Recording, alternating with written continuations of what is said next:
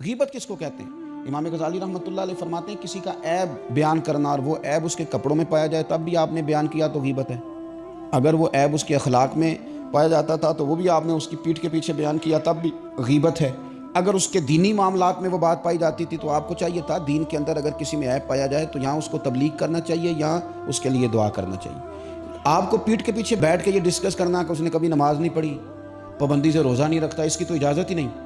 اگر آپ کو نظر آ گیا تھا کہ یہ خامی ہے تو یہاں حکم یہ تھا کہ جا کے تبلیغ کرتے یا اس کے لیے دعا کرتے یا سمجھاتے کہ بھائی صحیح ہو جا، لیکن بیٹھ کے ہم نے عیب جوئی کی۔ کسی بھی جگہ بیٹھ کے کسی شخص کے عیب بیان کرنا اور پیٹھ کے پیچھے بیان کرنا یہ اس کی غیبت ہے۔ صحیح مسلم شریف میں حضرت ابو ہریرہ رضی اللہ تعالیٰ عنہ فرماتے ہیں کہ نبی پاک صلی اللہ تعالیٰ علیہ وسلم نے صحابہ سے فرمایا تم جانتے ہو غیبت کیا ہے؟ عرض کی حضور بتا دیجئے، تو نبی پاک صلی اللہ تعالیٰ علیہ وآلہ وسلم نے ارشاد فرمایا کہ اپنے بھائی کا ایسا عیب بیان کرنا کہ جس کا بیان کرنا وہ ناپسند کرتا ہو، اسے نہیں اچھا لگتا کہ تم وہ بات کہیں ڈسکس کرو، اس کی وہ بات اگر تم نے بیان کر دی تو وہ غیبت ہے۔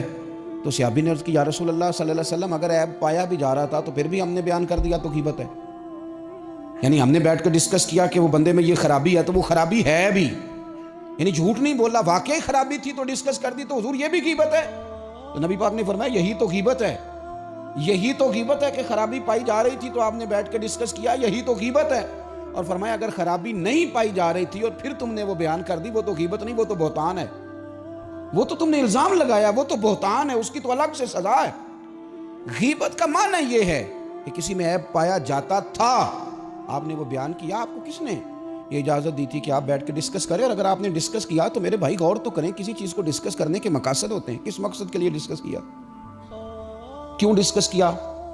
اگر تو آپ نے اس کی اصلاح کے لیے ڈسکس کیا تو پھر چاہیے تو یہ تھا کہ مل کے اس کے گھر جاتے، کہتے میاں یہ عیب ہے، یہ تیرے لیے ٹھیک نہیں، اس کو درست کر۔ اور اگر آپ نے اس لیے یہ بات چھیڑی نہیں تو پھر آپ کو اس کے لیے دعا کرنی چاہیے تھی کہ یا اللہ اس کے اندر یہ غلطی پائی جاتی۔ یہ جو آپ نے دوسرے ساتھی کے سامنے اس کا وہ عیب بیان کرنا شروع کیا، مقصد کیا ہے سوائے اس کے کہ آپ لوگوں کی نظروں میں دوسروں کو گرانا چاہتے ہیں؟ ہمارے محدثین فرماتے ہیں کہ یہ جو اتنا سخت حکم لگایا گیا نا، قرآن پاک نے کہا جس نے غیبت کی اس نے مرے ہوئے بھائی کا گوشت کھایا، اور حدیث میں فرمایا گیا کہ غیبت زنا سے بھی زیادہ برا کام ہے، زنا سے بھی زیادہ۔ یہ کیوں کہا گیا؟ غیبت کی اتنی مذمت کیوں کی گئی؟ میرے نبی پاک علیہ السلام نے کعبے کی طرف دیکھ کے فرمایا تھا، ترمذی میں موجود ہے، فرمایا کعبے تیری بڑی عزت ہے پر میرے مومن کی عزت اللہ کی بارگاہ میں کعبے سے بھی زیادہ ہے۔ جس کی اتنی زیادہ عزت تھی، جس کا اتنا زیادہ اکرام تھا، رب کی نظر میں اتنی عزت تھی، اس کی تم نے عیب جوئی شروع کر دی، تم نے بیٹھ کر اس کی غیبتیں کی، تم نے اس کے بارے میں بڑے بڑے غلط فکرے بولے، دوسروں کو بھی دعوت دی۔ تمہارا ذہن تو اس کے بارے میں خراب تھا ہی، بہت سارے لوگوں کا ذہن خراب کر دیا اس کے بارے میں، جس کی عزت رب کریم کی نظر میں کعبے سے بھی زیادہ ہے۔ اور حضور کی نظر میں کیا عزت ہے؟ میرے کریم محبوب نے فرمایا جس نے میرے مومن کو تکلیف دی اس نے مجھے تکلیف دی۔